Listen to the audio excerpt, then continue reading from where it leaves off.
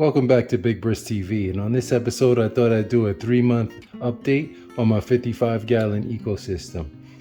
Since the last video, the 2-month update, there has been a lot of changes. As a matter of fact, right after I shot that video, I went out and bought 5 cherry shrimp, 2 Amano shrimp, and then a couple weeks after that I went out and got a clown pleco who's hiding in here somewhere. I'll try to get some shots of him. And I added some more of the terrestrial plants that I kind of stole, borrowed, I guess you could say, from my wife. We went away for a week, and right when it was leading up to leaving, I realized who's going to take care of the tank, feed the fish and whatever. And so what I did was I filled up the water line a little bit above what I normally keep it at.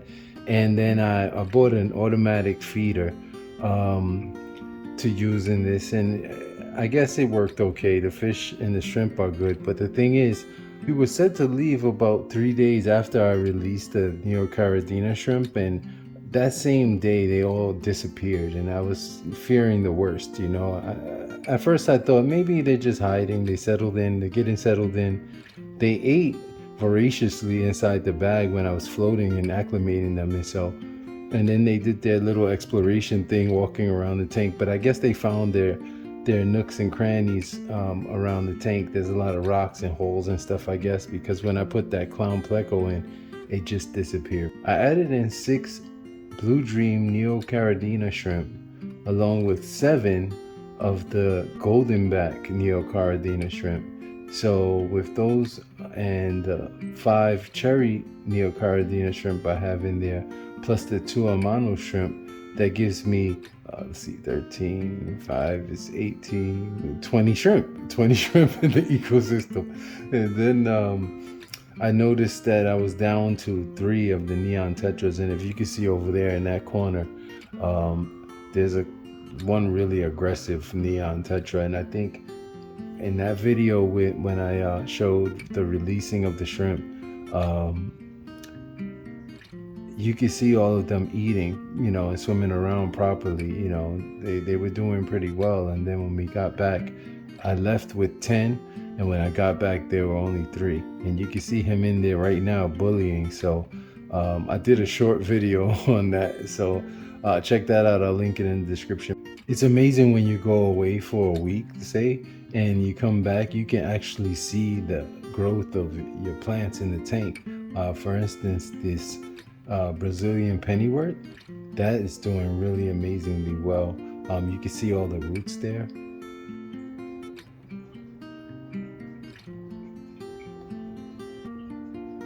The bambulet, there's a little bambulet coming out of the bottom of it. I gotta stop saying bambulet. But anyway, the little bamboo, the larger bamboos have gotten very tall. And the wisteria, I've even taken a piece off and put it right there in the middle, because that stuff is just growing like a weed. It must be a weed, because look how tall it's getting already on both sides. I noticed that when the leaves first come out of the water, they kind of wilt a little bit, and then the tips go black. But you can see the clown pleco right there on that rock. He's getting a little bit more accustomed to me sitting here. And what else? I do have some, I want to say, bonus creatures. Well, creatures, would it be yeah. Plants are part of creation. So bonus creatures, in that I have this, what I found out and what I think is bladderwort floating in the tank. At first it was just a couple of strands, but now it's like a huge ball. So I think I'm gonna just leave that in there in case I get any shrimplets.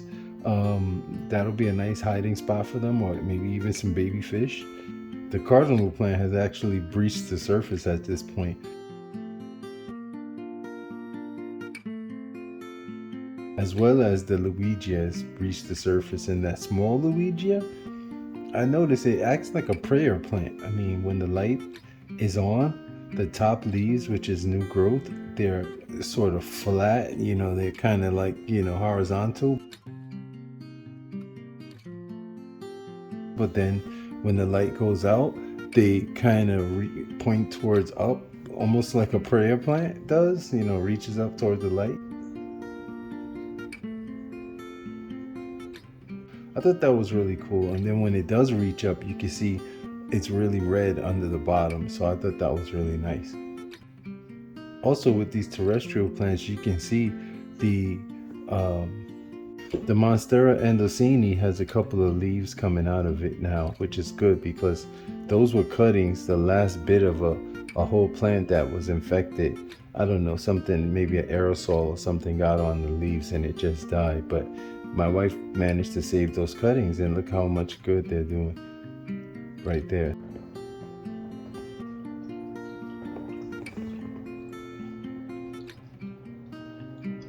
We have the golden pathos. The roots on those things, they were hidden behind the filter, but man, that thing has taken off. And I broke one of the leaves, but I just stuck it back in the top of the filter over there. So hopefully that will sprout some roots.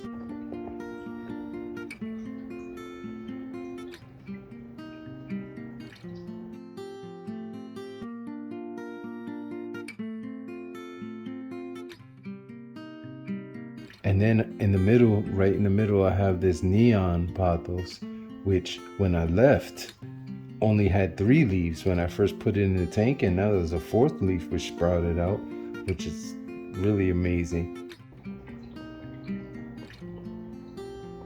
Also, I added in one of her Nanook plants. It's the Tradescandia Nanook. Has nice purple leaves in the back over there. Along with the bonus plants, I got what I think is a hornwort. And when I got that, when I bought the Neocardina shrimp, the cherry shrimp, at a pet store down in Midtown Manhattan, when they gave it to me with a little piece of that plant. It was kind of brownish. I guess it was just, you know, so the shrimp will have something to hold on to. So I just threw it in the tank. You know, I figured, hey, if it's a dead plant, I'll take it out. If it might live, I don't know what it is. I'll research it later. And then I ignored it, and it was up there floating.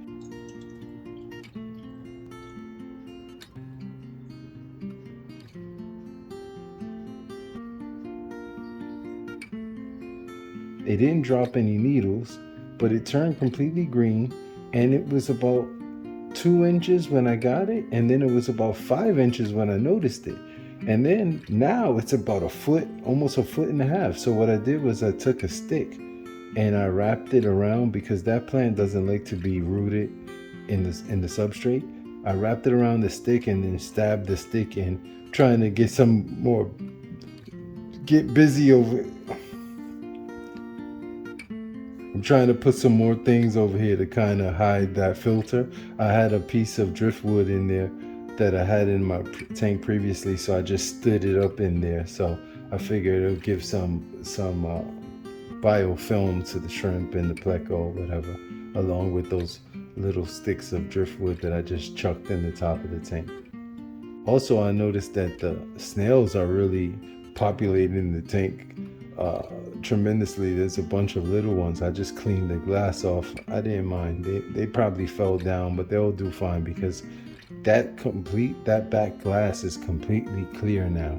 It was covered in a film of algae, and now it's completely clean. So they're taking care of that well as the plants. I noticed on some of the leaves of the Brazilian pennywort, when it has little spots or areas of damage, the snails will get right on it and get busy, and they'll leave behind holes in the leaf, and then I'll see the leaf detach from the vine. So they're keeping that plant clean and healthy. The Nubia seems to be growing, as well as both of the ferns that I got from Petco. And also, I keep talking about right here in the center of the tank. I don't know where I'm pointing, but right there in the center of the tank, I keep talking about the offshoot of the cardinal plant there. So the baby cardinal plant, but I keep forgetting the Starogene repens. I keep forgetting the Starogene repens, which it's been growing. It's very slow, but it's doing well.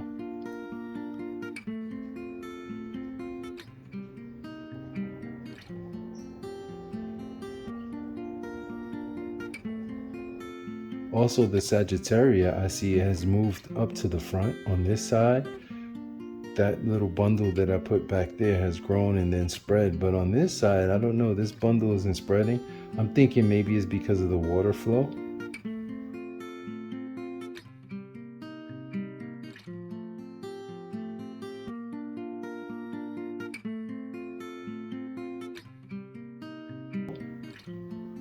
I have to do some more research on that plant to see if it likes to be in the flow of water or not. But if this side is any indication, maybe, I don't know. Speaking of water flow, I added another small pump. It pumps about 80 gallons per hour, and it's a tiny pond pump, $7 or $8. I got it on Amazon to get some water movement in that area. And it's adjustable, so you could adjust the flow. So I think I got the flow dialed in just right, because as you can see, the top of the water is moving, and I have no more biofilm on the top of the surface of the water, which is really good. So for the terrestrial plant clippings that I want to put, I figured I would start stacking some all around the sides of the tank and just have the roots in the water. I picked up this pack of suction cups. They're mainly for airline tubing, but they're suction cups. They come with zip ties and the little clips that you put in. And the clip, these little clips that go in the suction, if you can see one there,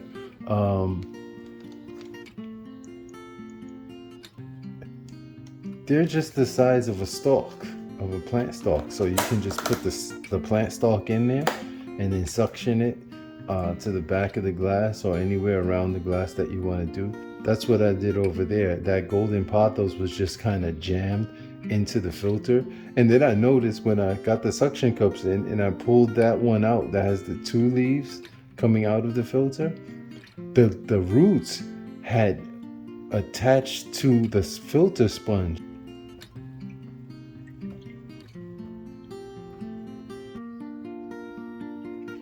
One of the things that I really love about a tank, and why I was so adamant about making it sort of like an ecosystem. Really, an ecosystem is anything where different living things cohabitate in one area, one location. And so that location will be inside this tank here. And, having a variety of different life forms in there. But one of the things that I really appreciate and enjoy about it is I could just sit here and discover new things every time I watch the tank. And so that's why I wasn't so concerned about the size of those shrimps when I bought them, because I was concerned about them maybe getting sucked up in the filter or something like that, or not really eating, but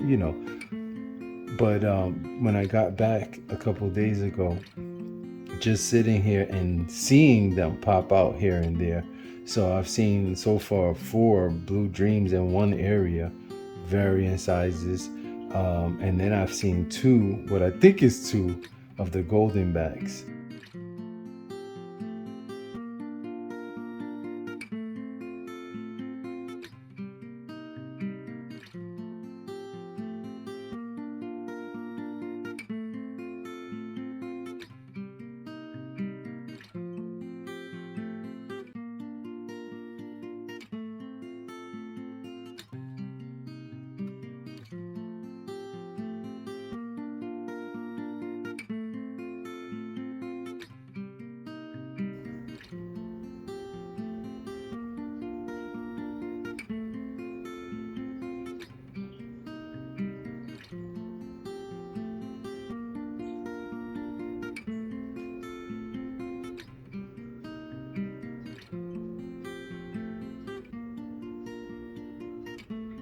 I still have all 5 of the cherries, and I still have both of the amano shrimps. But just seeing them, I mean, the clown pleco didn't come out and show itself for a week, but I knew they do that type of behavior. And so it's always nice to come by the tank, or when I come and sit here quietly and just watch it. I remember when I set up my first reef tank, and it was nothing but just water, sand, water, and live rock. And I was letting the live rock cure the process you have to do before you can put any life in it. And I started noticing these little, what I would call bugs, in and out of the tank. And then I realized that, well, in and out of the rocks. And I realized those are actually copepods. And it was just amazing to see that, just life inside the tank. And so once I started adding the coral and the fish and shrimp and things like that, it just, it just was amazing. So, and as far as dosing, I use the Nylock G root tabs. It comes with 60 in a pack. I think the bottle cost me about $18. I bought it at the same time I bought all of the plants. And I just put a tab in the substrate right around the base of all the root plants. And I've done that maybe twice since I've set up the tank. So maybe 2 times in 3 months. And I haven't done a water change on this tank since the last video. So I haven't done a water change on this tank in about a month. And I figured with the tiny shrimp that I put in there, I'm gonna have to figure out a way to get the water out and change it without disrupting the shrimp too much. So it's gonna, I'm gonna have to be a little bit more mindful about just sucking the water out and dumping fresh water in. I'm gonna have to do it in a more deliberate fashion so that I don't lose any shrimp due to them getting sucked up into the holes, or lose any shrimp due to, temperature change or, water chemistry change, which shouldn't fluctuate too much. Some people were asking about the light. What light do I have on the tank? And it was just a Beamswork 48-inch LED light.